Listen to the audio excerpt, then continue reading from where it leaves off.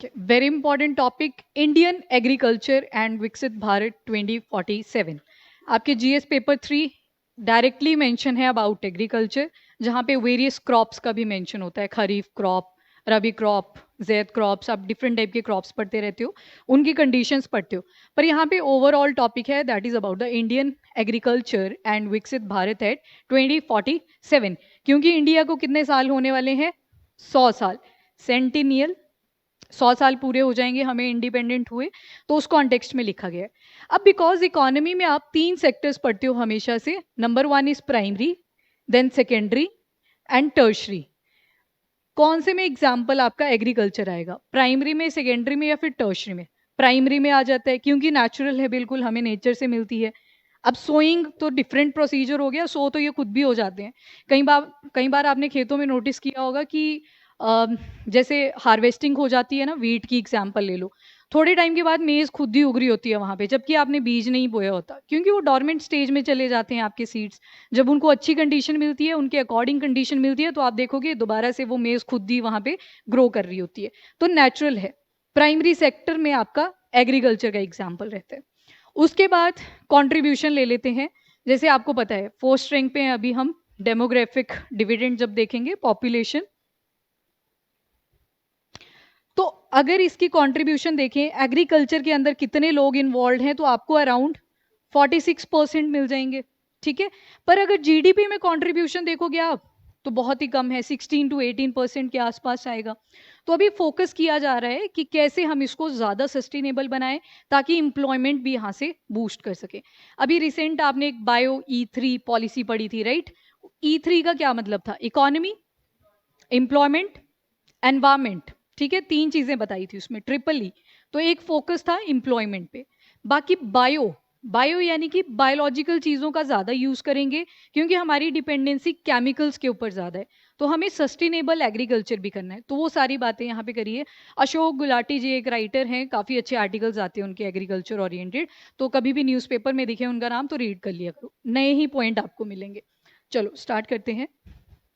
So India का बोला गया है कि 2047 ऐसे लग रहा है कि जैसे बहुत नज़दीक है, और हमने फोकस रखा है विकसित होने का, यानी कि डेवलप्ड होने का, जो कि 2022 में प्राइम मिनिस्टर नरेंद्र मोदी जी ने पंच प्रण लिए थे, उसका एक फीचर है, याद है ना पंचप्रण? पंच प्रण, जिसमें से एक जो प्रण था, यानी कि एक जो प्लेज थी, उन 5 प्लेजेस में से वो थी डेवलप्ड नेशन, कि 2047 तक हम डेवलप्ड हो जाएंगे। अब वो डेवलप्ड ऐसे थोड़ी है कि पैसे के अकॉर्डिंग ही होगा, वो होगा इंक्लूजन। नाउ इंक्लूजन का क्या मतलब है? इंक्लूसिव ग्रोथ, इंक्लूसिव इकोनॉमी, आपने टर्म सुनी होंगी। इंक्लूजन का क्या मतलब होता है? इंक्लूजन वर्ड क्यों यूज करते हैं हम? उसमें सारी चीजें इंक्लूडेड है, उसमें यूथ आ जाएगा। जैसे आपने जेंडर बेस्ड बजटिंग सुनी होगी, कि पॉलिसीज ऐसे बनाई जाए जिससे ना सिर्फ मेल्स को फायदा हो पर फीमेल्स को भी हो, ठीक है, तो बजट आ गया जेंडर बेस्ड। इंक्लूजन मतलब इसमें सारी चीजें आ गई आपकी, एनवायरमेंट को भी देखेंगे और साथ में एम्प्लॉयमेंट को भी जनरेट करेंगे। तो सारे फैक्टर्स जो भी आप इकोनॉमी में कंट्रीब्यूट करते हो, वो सारे फैक्टर्स को साथ में लेके चलना, दैट इज इंक्लूजन। सारे के सारे फैक्टर्स आ जाएंगे इसमें। नाउ यहाँ पे बोला गया है, हमने एक टर्म पढ़ी थी, per capita gross national income, किसी को याद है तो बोल सकता है, मैं लिख रही हूँ फॉर्मूला तब तक। Yes, all sector, yes Manoj, नहीं नहीं सॉरी, ज्योति, मेजर ज्योति, ओके। टोटल नेशनल इनकम और टोटल पॉपुलेशन, एक साल के अंदर टोटल नेशनल इनकम कितनी आई, उसको डिवाइड कर दिया जाता है टोटल पॉपुलेशन के साथ। और यहाँ पे बोला गया है कि अगर 2047 में हमें एग्रीकल्चर के सेक्टर में, वैसे आप इंक्लूजन ही यूज करोगे, इंक्लूसिव वर्ड यूज कर लेना साथ में, कि सारे फैक्टर्स इन्वॉल्व है, तो यहाँ पे बोला गया है कि हमें एटलीस्ट 6 टाइम्स अपना per capita gross national income करना पड़ेगा। और याद हो अगर आपको, कितना पड़ा था लास्ट टाइम, कितने डॉलर्स थे? 2000 समथिंग, 2536 के आसपास थे, और बोला था 18 से 20 हजार तक अभी पहुंचना पड़ेगा, तब जाके हमें डेवलप्ड की कैटेगरी में इंक्लूड करा जाए। हाँ, डॉलर, डॉलर, वो डॉलर में काउंट होता है। Per capita income. जब इसको डिफाइन भी करते हैं तो यहाँ पे जो टोटल नेशनल इनकम काउंट करी जाती है वो डॉलर्स की फॉर्म में करी जाती है, ठीक है। तो अभी अराउंड 2000 है, बांग्लादेश से थोड़ा सा कम था वो जब हम कंपैरिजन कर रहे थे, बट एनीवेज हमारा है अराउंड, आप लिख सकते हो अप्रोक्सीमेटली 2316 था आई थिंक, पर अप्रोक्स 2000 भी लिख सकते हो या मोर देन 2000 भी लिख सकते हो या अप्रोक्सीमेट 2500 भी लिख सकते हो, क्योंकि एग्जैक्ट टर्म तो चेंज होती रहती है विद टाइम। तो यहाँ पे अभी जो इंडिया की है वो ये फॉर्मूला, इस फॉर्मूला के थ्रू इतनी निकल के आती है आपकी, ठीक है। That is your per capita gross national income. और अगर डेवलप्ड होना है तो इसको लेके जाना पड़ेगा 18 से लेके 20,000 डॉलर्स तक, ठीक है। फैमिली में अर्निंग लोग होते हैं, ऊपर से इंडिया में एक दिक्कत आ जाती है पेट्रियार्की, जहां पे बोला जाता है जो मेल्स होंगे वो इकोनॉमिक सेक्टर में रहेंगे, बाकी फीमेल्स हाउस होल्ड कैरी करेंगे। ऑल्दो अब चीजें चेंज हो रही हैं, बट स्टिल पहले की अगर देखी जाए तो अब उसमें खर्चा अब मेल ही थोड़ी कर रहा है, सारे करेंगे। तो इसी वजह से हमारा जो पर कैपिटा इनकम निकल के आता है, ग्रॉस नेशनल इनकम निकल के आता है, वो थोड़ा कम रहता है, ठीक है। तो यहाँ पे बोला गया है कि 2047 नजदीक है, पर अपना जो ये GNI है ये अभी बहुत दूर है, ठीक है। तो इस पे फोकस करने की बात करी गई है, सबसे पहला इंपॉर्टेंट पॉइंट। तो बोला गया है कि अगर हमें कॉम्प्रिहेंसिव डेवलपमेंट चाहिए, क्योंकि एग्रीकल्चर तो एक बेसिक नीड है जो हर एक इंसान की के लिए इंपॉर्टेंट है, ऐसे थोड़ी कि बिना एग्रीकल्चर की चीजें चल पड़ेंगी, नो। तो यहाँ पे बोला गया है कि हमें कुछ ऐसी पॉलिसीज अडॉप्ट करनी पड़ेंगी जो कि एग्रीकल्चर को भी बूस्ट करे। कॉम्प्रिहेंसिव मतलब बड़ा ब्रॉड तरीका, ठीक है। तो ये तो स्टार्टिंग थी इसकी। Now road to sustainable agriculture. और न्यूज आर्टिकल्स में आप पढ़ते रहते हो कि कैसे हम प्रिसीजन फार्मिंग कर सकते हैं। सुना है आपने प्रिसीजन फार्मिंग वर्ड? एक टर्म होती है एक्यूरेसी, सुनी है एक्यूरेसी? एक्यूरेसी होती है कि आपका डेटा कितना एक्यूरेट आ सकता है, कितना करेक्ट आ सकता है। प्रिसीजन और हाई लेवल पे चला जाता है, जैसे आप अपनी परसेंटेज लिख देते हो ना, 98.12% थी जी, अब आती है इतनी, पहले नहीं आती होती थी। पहले एक टाइम था कि 60% आती थी, फिर थोड़ा इंक्रीज हुआ 80%, फिर सडनली अब 98% तक आ चुके हैं। ये तो हो गया एक्यूरेट। जब इसको पूरा लिखोगे आप 98.12, अगर वो कट नहीं हुआ है पूरा का पूरा रिमाइंडर, तो 2244, तो दैट इज प्रिसीजन, मतलब आपने पूरी की पूरी एग्जैक्ट वैल्यू लिखी जो कैलकुलेटर के ऊपर आ गई। तो वैसे ही एक टर्म है यहाँ पे प्रिसीजन फार्मिंग, सुनी है किसी ने प्रिसीजन फार्मिंग? चलो इस इमेज को ध्यान से देखना। प्रिसीजन फार्मिंग में क्या किया जाता है, पूरे लैंड एरिया को मेजर करा जाएगा। अब जो मेजरमेंट कर ली उसमें भी देखा जाएगा कि कहाँ पे सॉइल की फर्टिलिटी कम हुई है, कहाँ पे ज़्यादा है, कहाँ पे न्यूट्रिएंट्स ऐड करने की ज़रूरत है, कहाँ पे नाइट्रोजन कम है, वहाँ पे पल्सेस ग्रो की जा सकती हैं। ओवरऑल एनालिसिस करी जाएगी पूरे के पूरे लैंड एरिया की, दैट इज प्रिसीजन फार्मिंग। अभी भी ये पूरा प्रिसाइज नहीं हुआ। उसके बाद कृत्रिम, याद है इंटरनेट ऑफ थिंग्स पढ़ी थी, internet of things clear? Internet of things में आपने एक एडवर्टाइजमेंट देखी होगी, उसमें क्या होता है, दो लोग वीडियो कॉल पे बात कर रहे होते हैं, जो उनका हस्बैंड होता है वो कहीं बाहर रह रहे होते हैं फॉरेन कंट्री में, वो लड़की वीडियो कॉल पे सो जाती है एंड वो वहीं से उस स्लाइड को बंद कर देते हैं, फ्रॉम द कंट्री ABCD, ठीक है। तो that is internet of thing. आपने फोन में सारी एप्लीकेशंस इंस्टॉल कर ली हैं, अब आपका घर अगर इंडिया के अंदर भी है तो आप फॉरेन कंट्री में बैठ के वहां से स्विच को ऑफ कर सकते हैं, that is the internet of things, अगर बिल्कुल लेमन बोलूं, ठीक है। नए स्टूडेंट बताओ क्लियर? Internet of things. तो वैसे ही एक इंटरनेट ऑफ थिंग सॉइल के केस में आया था जिसका नाम है कृत्रिम, लिखा होगा PDF में भी, बट नोट कर लो इसको, कृत्रिम। क्वेश्चन आ सकता है कि ये कृत्रिम है क्या, आर्टिफिशियल इंटेलिजेंस है, इंटरनेट ऑफ थिंग है, या फिर एंड वाइस वर्सा, ऐसी कुछ टर्म्स दे दी जाएंगी। तो this is your internet of things, IoT।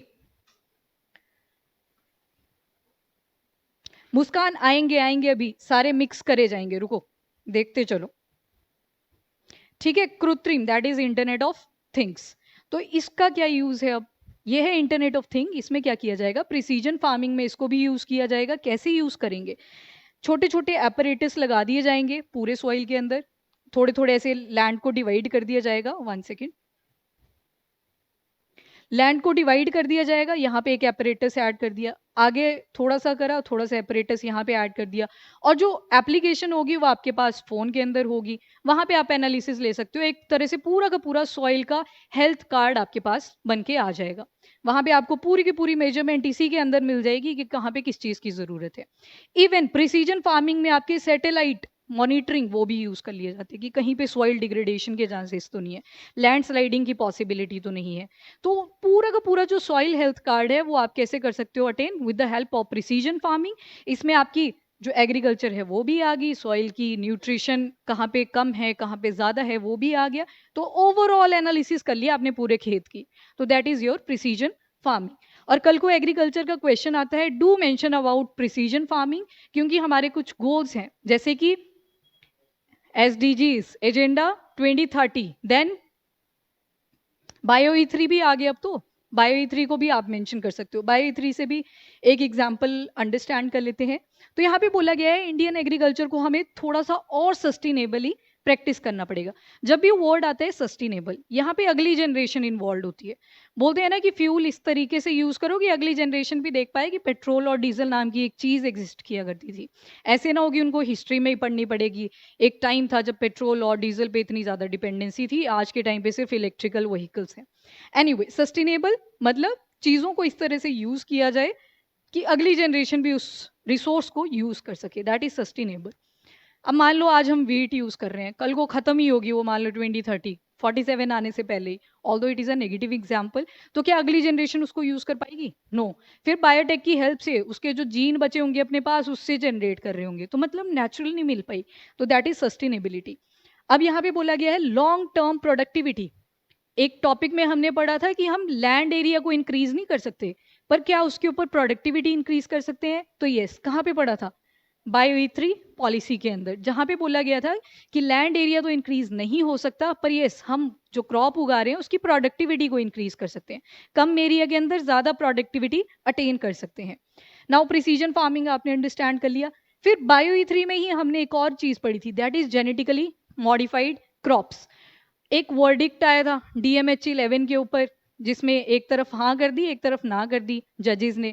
एक ने बोला कि यूज कर सकते हैं, दूसरे ने बोला नहीं, एथिकल कंसर्न्स हैं। तो यहाँ पे बोला गया है एक बेटर वे से हम कैसे अपनी जेनेटिकली मॉडिफाइड क्रॉप्स को और एनहांस कर सकते हैं ताकि और सस्टेनेबल चीजें हो सके। देन इरिगेशन के ऊपर बहुत ज्यादा फोकस किया जाता है। प्राइम मिनिस्टर ने बहुत सारी पॉलिसीज स्कीम्स जो है इरिगेशन स्पेसिफिक भी बनाई हैं। अब इरिगेशन में आपने सुने होंगे एक तो ड्रिप एंड स्प्रिंकलर, ये तो सभी ने सुना होगा। जो रिसेंट वन है वो है ड्रोन्स के थ्रू। ड्रोन्स के थ्रू भी फर्टिलाइजर का स्प्रे कर सकते हो, वाटर स्प्रे कर सकते हो। इससे क्या होता है, जितनी रिक्वायरमेंट है उतना ही इसका यूसेज रहेगा। पर इसमें दिक्कत क्या आ सकती है? ट्रेनिंग इश्यूज आ सकते हैं ना। अब फार्मर को आना भी तो चाहिए यूज करने के लिए, और और कॉस्टली है, यस कॉस्टली भी है। चलो वो सब्सिडीज दे देंगे जब भी ये चीजें चलेंगी खूब प्रचलन में, जैसे फर्टिलाइजर पे मिल जाता है वैसे एक टाइम पे इन पे भी मिलेगा। एक तो ट्रेनिंग टफ है, और क्या आ सकता है? Exploitation of farmers. कैसे हो सकती है एक्सप्लॉइटेशन ऑफ फार्मर? कोई बोलेगा आप हमें दिहाड़ी दे दो, हम ड्रोन के थ्रू जो भी आपको काम करवाना है वो कर देंगे। तो मे भी जितना उनको फायदा हो सकता था उतना ना हो, क्योंकि उन्होंने किसी और से ये काम करवा लिया। तो वो चीज आ गई यहाँ पे। देन आपने सुना होगा ड्रिप एंड स्प्रिंकलर सिस्टम के बारे में। ये पीछे हुआ, हाँ ये देखो स्प्रिंकलर सिस्टम देखा होगा, बीच में स्प्रिंकलर लगाए होते हैं, बहुत एरिया कवर कर लेता है वाटर इसका। तो ये तो उन खेतों में होगा जिनका साइज काफी बड़ा होता है। देन कम ड्रिप इरिगेशन, जैसे ये एक सैपलिंग है ना, तो यहाँ पे ही पानी आएगा। ये आगे जाके एक सैपलिंग है, यहाँ पे ही पानी निकलेगा, तो मतलब वेस्टेज ऑफ वाटर यहाँ पे रोक ली। बहुत सारी कैनाल्स देखी होंगी आपने, बड़ी बड़ी कैनाल्स बना दी होती है, तो फिर वाटर वेस्ट हो रहा होता है, कई खेतों तक पहुंचता नहीं है, कई जगह पे एक्सेसिव होता है। ठीक है, तो ये मेथड जो है वो भी मेंशन करे गए हैं। तो ये आपके ट्रेडिशनल मेथड आ गए। मुस्कान, आई थिंक आपका आंसर यहाँ पे हो गया। ठीक है, कि स्प्रिंकलर एंड ड्रिप बहुत पुराने हैं, ये पंजाब वाले एरिया हरियाणा में काफी पहले से यूज कर रहे हैं इनको, तो these are traditional methods. Now यहाँ पे कुछ स्कीम्स मेंशन कर रखी हैं। प्रधानमंत्री कृषि सिंचाई योजना। सिंचाई किसके ऊपर फोकस्ड है? इरिगेशन के ऊपर, मतलब वाटर को कैसे हम सस्टेनेबली यूज कर सकते हैं उस पे फोकस किया गया है। तो यहाँ पे बोला गया है कि 78 लाख हेक्टेयर कवर कर लिया गया है स्कीम के तहत, ताकि वाटर को माइक्रो इरिगेशन के थ्रू यूज किया जा सके। अब माइक्रो इरिगेशन में आपका ड्रिप इरिगेशन भी आ जाएगा, ड्रोन्स के थ्रू भी आ जाएगा। इन शॉर्ट जहां पे भी आपकी वाटर सेव हो रही है वहां पे ये सारा मेंशन हो जाएगा। ठीक है, हाँ जी। वर्ल्ड सॉइल डे कब होता है?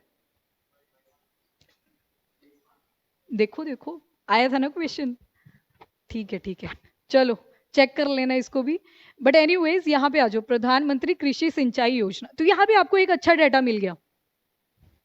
ठीक है, इस डाटा को नोट कर लो क्योंकि ये आपके बढ़िया एडिटोरियल के अंदर मेंशन था, सो आप इसको मेंशन कर सकते हो। देन यहाँ पे फंडिंग का भी बता रखा है। फंडिंग से याद आया, मैं आज आपको एक छोटा सा किस्सा भी सुनाने वाली हूँ एंड पे, बहुत अच्छा है। क्या?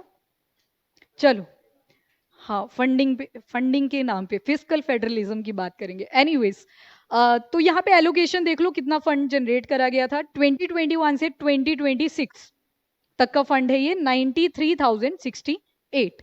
तो यहाँ से पता चलता है कि गवर्नमेंट भी कमिटेड है कि वाटर को सस्टेनेबली यूज करना है, इनडायरेक्टली एग्रीकल्चर को सस्टेनेबली प्रमोट करना है, एनहांस करना है। ठीक है जी, अब मुझे ये बता दो, जीरो हंगर का कौन सा सस्टेनेबल डेवलपमेंट गोल है? नए स्टूडेंट बताएंगे। तमन्ना?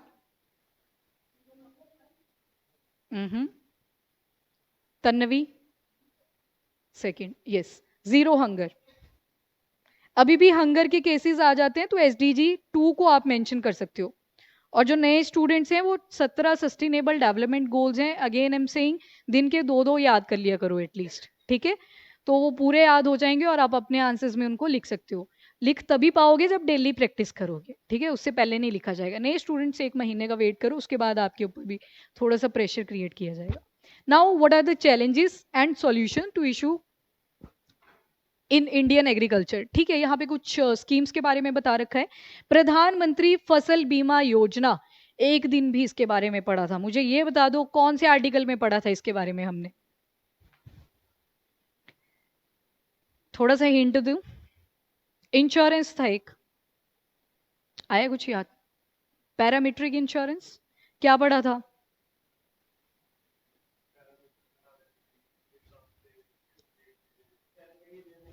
यस, कई बार क्या होता है, क्रॉप खराब हो जाती है पूरी, ठीक है? वो नेचुरल रीजंस की वजह से भी हो सकती है, क्या पता कोई बीमारी लग जाए। तो पैरामीट्रिक इंश्योरेंस में बोला गया था कि पहले से कुछ पैरामीटर्स असाइन कर दो कि इतनी क्रॉप अगर खराब हो जाती है तो इतना आपको कंपनसेशन मिल जाएगा उस चीज का। तो इवन प्रधानमंत्री फसल बीमा योजना के तहत भी पैरामीट्रिक इंश्योरेंस दिया जाता है। वहां पे पैरामीटर्स दे रखे हैं कि अगर इनकेस फार्मर को इतना लॉस हुआ है और वो पहले ही बता देते हैं तो उनको इतना इंश्योरेंस दे दिया जाएगा। तो वो इंश्योरेंस तो नहीं आपने याद करने कितना प्राइस है, वो फार्मर्स के लिए ज़्यादा इंपॉर्टेंट होता है। सो जब भी आप पोजीशन पे होंगे तब आपको पता होना चाहिए, उसके लिए आपको ब्राउशर दिया होता है प्रॉपर, वहां से आप रीड डाउन कर सकते हो। तो पैरामीट्रिक इंश्योरेंस में भी आप ये एक बार पढ़ चुके हो। 2016 में ये स्टार्ट हुई थी, अभी इसका फेज 2 चल रहा है, ठीक है? सेकेंड फेज में हम एंटर इन कर चुके हैं फसल बीमा योजना के केस में। तो यहाँ पे फार्मर्स को बोला गया है कि आप एनरोलमेंट कर सकते हो इस स्कीम के तहत, और अगर इन केस आपको फ्यूचर में क्रॉप रिलेटेड कोई भी लॉस होता है तो आप बता सकते हो, आपको पैरामीट्रिक इंश्योरेंस प्रोवाइड कर दिया जाएगा।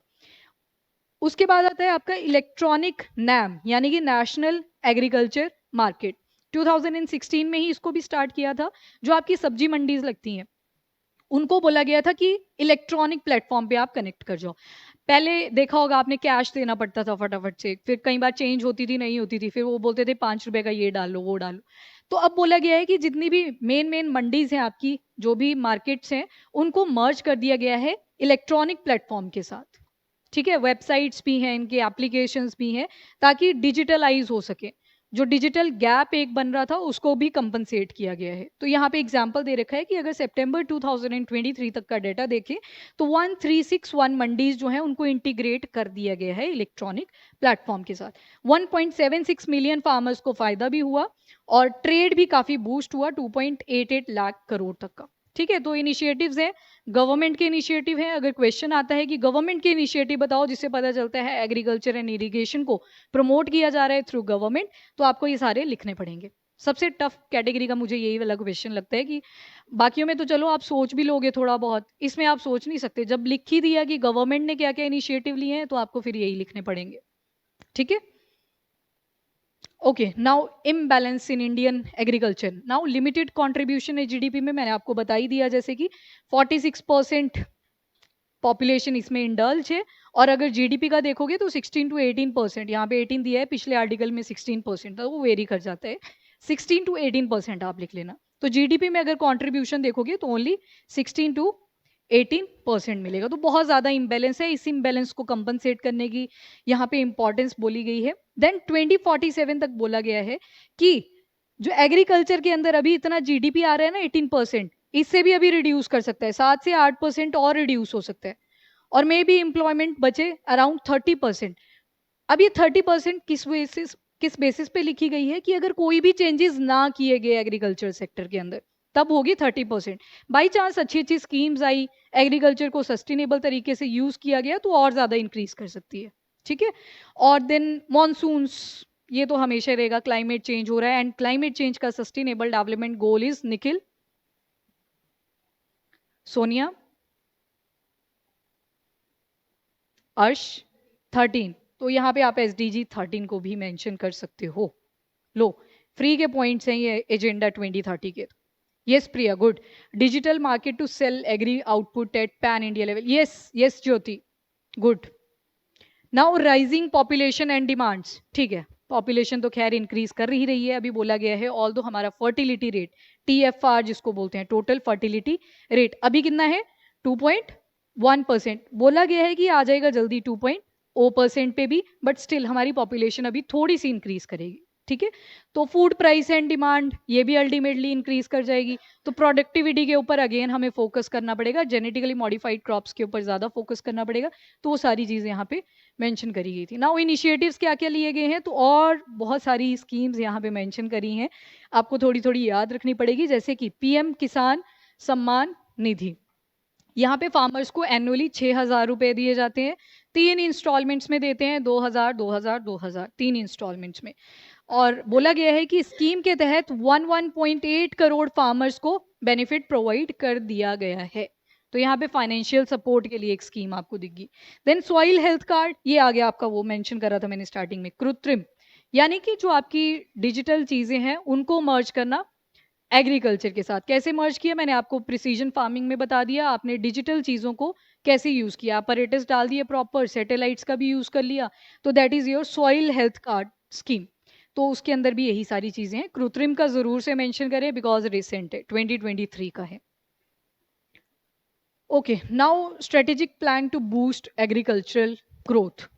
तो अब यहाँ पे पास्ट के एग्जाम्पल्स भी एक केस स्टडी की फॉर्म में आप यूज़ कर सकते हो, जैसे ग्रीन रेवोल्यूशन। उस टाइम पे तो फेमीन वाली कंडीशन थी, मतलब मर रहे थे लोग भूख की वजह से, तो उस टाइम पे हमने कैसे ग्रीन रेवोल्यूशन को सक्सेसफुल बनाया, उसको as a case study use करके आप मेंशन कर सकते हो कि फ्यूचर में कैसे हम बूस्ट कर सकते हैं। अब तो हमारे पास रिसोर्सेज भी हैं, तो अगेन आपके पास एक अच्छा पॉइंट है, bio E3 policy, biotech sector को जो बूस्ट करने के लिए बोला गया है, तो उसको भी आप एंटिसिपेशन में डाल सकते हो कि फ्यूचर में कैसे इस पॉलिसी को हम बेटर तरीके से यूज कर सकते हैं। और यहाँ पे एक बोला गया है कि ये पता है हमें कि फूड ग्रेन की डिमांड इंक्रीज करने वाली है अप टू 2047 से 48 तक। उड़ीसा 100% MSP, यस प्रिया, वो आप वे फॉरवर्ड में ऐड कर सकते हो, यस, एग्जाम्पल लेके वे फॉरवर्ड में उसको ऐड कर सकते हो, गुड। नाउ वे फॉरवर्ड तो आई थिंक हमने देख ही लिया, फ्यूचरिस्टिक अप्रोच आपको थोड़ी सी इंप्लीमेंट करनी पड़ेगी। नोट करो क्वेश्चन को और लिख लेना।